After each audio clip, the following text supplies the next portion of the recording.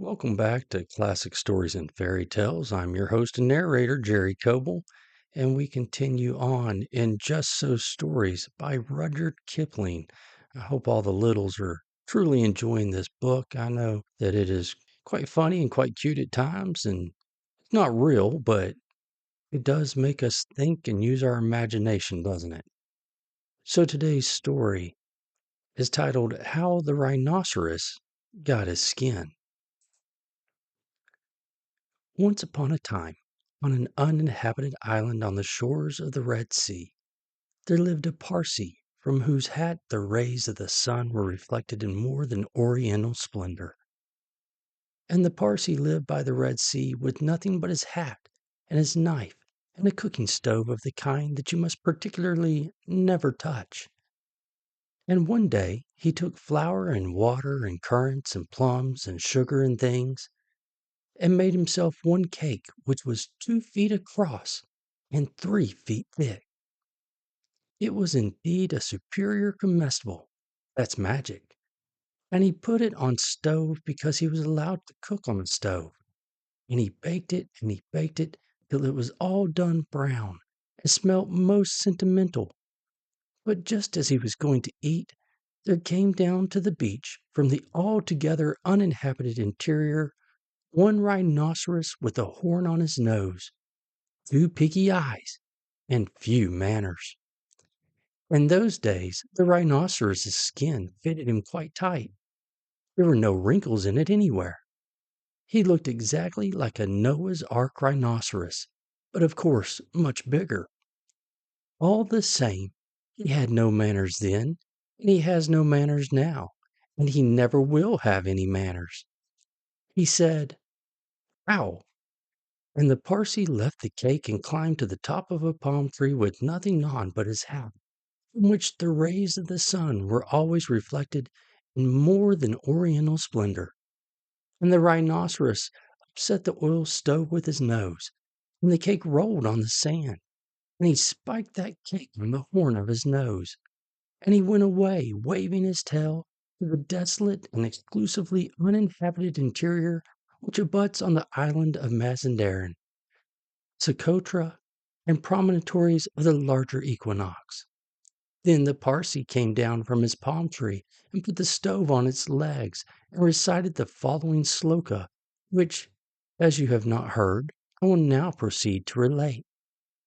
Them that takes cakes, which the Parsee man bakes, makes dreadful mistakes. And there was a great deal more in that than you would think, because 5 weeks later, there was a heat wave in the Red Sea, and everybody took off all the clothes they had. The Parsee took off his hat, but the rhinoceros took off his skin and carried it over his shoulder as he came down to the beach to bathe. In those days, it buttoned underneath with 3 buttons and looked like a waterproof. He said nothing whatever about the Parsee's cake because he had eaten it all, and he never had any manners, then, since, or henceforward. He waddled straight into the water and blew bubbles through his nose, leaving his skin on the beach. Presently, the Parsee came by and found the skin, and he smiled one smile that ran around his face 2 times. Then he danced 3 times round the skin and rubbed his hands. Then he went to his camp and filled his hat with cake crumbs, for the Parsee never ate anything but cake, and never swept about his camp. He took that skin, and he shook that skin, and he scrubbed that skin, and he rubbed that skin just as full of old, dry, stale, tickly cake crumbs and some burnt currants as ever it could possibly hold. Then he climbed to the top of his palm tree and waited for the rhinoceros to come out of the water and put it on. And the rhinoceros did. He buttoned it up with the 3 buttons, and it tickled like cake crumbs in bed. Then he wanted to scratch. That made it worse. And then he lay down on the sand and rolled and rolled and rolled, and every time he rolled, the cake crumbs tickled him worse and worse and worse. Then he ran to the palm tree, and he rubbed his skin into a great fold over his shoulders, and another fold underneath, where the buttons used to be. He rubbed the buttons off, and he rubbed some more folds over his legs, and it spoiled his temper, but it didn't make the least difference to the cake crumbs. They were inside his skin and they tickled, so he went home, very angry indeed and horribly scratchy. They were inside his skin and they tickled, so he went home very angry indeed and horribly scratchy. From that day to this, every rhinoceros has great folds in his skin and a very bad temper, all on account of the cake crumbs inside.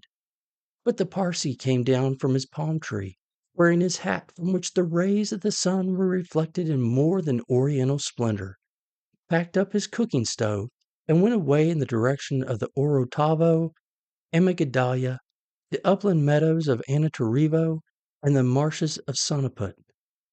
This uninhabited island is off Cape Gardafu, by the beaches of Socotra and the pink Arabian Sea. But it's hot, too hot from Suez, for the likes of you and me, ever to go in a P.O. and call on the Cape Parsee.